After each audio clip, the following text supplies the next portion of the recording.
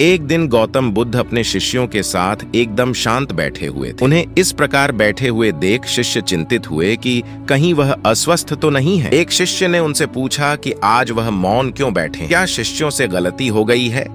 इसी बीच एक अन्य शिष्य ने पूछा कि क्या वह अस्वस्थ है, पर बुद्ध मौन रहे। तभी कुछ दूर खड़ा व्यक्ति जोर से चिल्लाया, आज मुझे सभा में बैठने की अनुमति क्यों नहीं दी गई है? बुद्ध आंखें बंद करके ध्यान मग्न हो गए। वह व्यक्ति फिर से चिल्लाया, मुझे प्रवेश की अनुमति क्यों नहीं मिली? इसी बीच एक उदार शिष्य ने उसका पक्ष लेते हुए कहा कि उसे सभा में आने की अनुमति प्रदान की जाए। बुद्ध ने आंखें खोलीं और बोले, नहीं, वह अछूत है, उसे आज्ञा नहीं दी जा सकती। यह सुनकर शिष्यों को बड़ा आश्चर्य हुआ। बुद्ध उनके मन का भाव समझ गए और बोले, हाँ, वह अछूत है।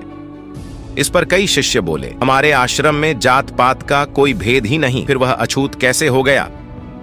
तब बुद्ध ने समझाया, आज वह क्रोधित होकर आया है।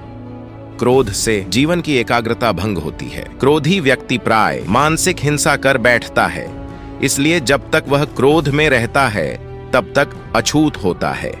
इसलिए उसे कुछ समय एकांत में खड़े रहना चाहिए। क्रोधित शिष्य भी बुद्ध की बातें सुन रहा। पश्चाताप की अग्नि में तप कर वह समझ चुका था कि अहिंसा ही मनुष्य का महान कर्तव्य व परम धर्म है। वह बुद्ध के चरणों में गिर पड़ा और कभी क्रोध न करने का प्रण लिया। शिक्षा आशय यह है कि क्रोध के कारण व्यक्ति अनर्थ कर बैठता है और पश्चाताप उसे बाद में होता है, जिसका कोई लाभ नहीं मिलता।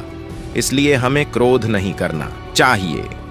असल मायने में क्रोधित व्यक्ति अछूत हो जाता है और उसे अकेला छोड़ देना चाहिए। क्रोध करने से तन, मन और धन तीनों की हानि होती है। क्रोध से ज्यादा हानिकारक कोई और वस्तु नहीं है।